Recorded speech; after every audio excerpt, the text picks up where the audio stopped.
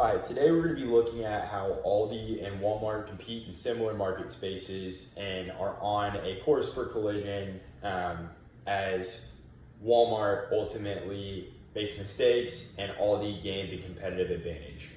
So we'll start off by talking about Walmart.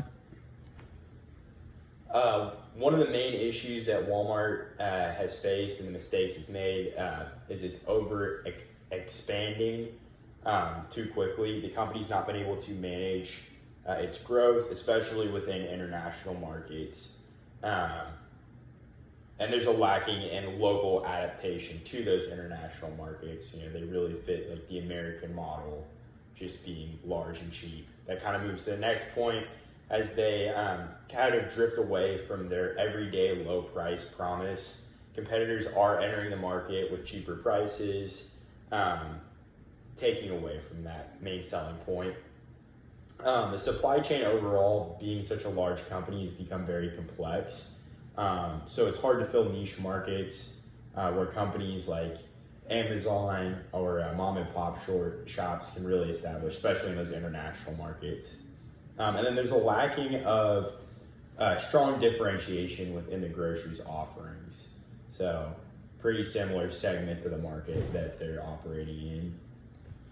Next, we'll move on to Aldi's competitive advantage and leadership.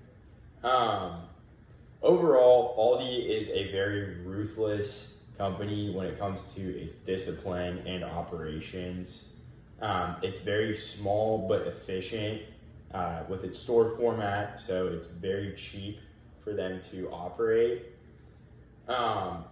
They focus on cheap but quality foods, so really able to provide that cost-effective product that their market's looking for. And then also, they provide consistent value for cheap prices. So,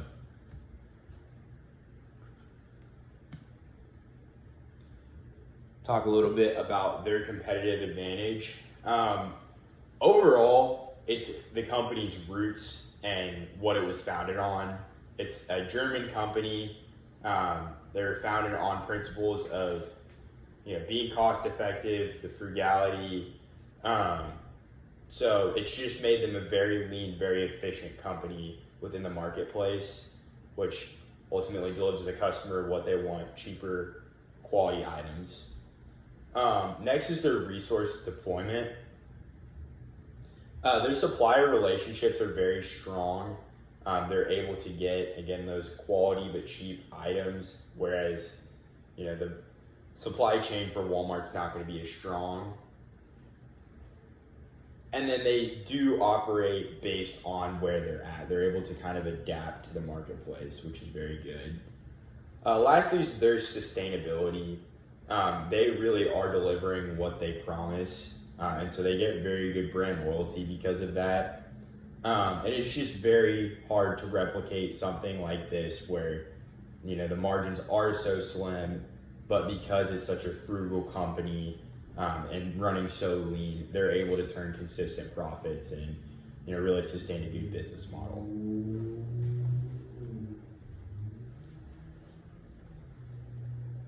So overall, in this case study, we've kind of seen how Walmart has just lost focus, become too complex and just bigger than it can really handle.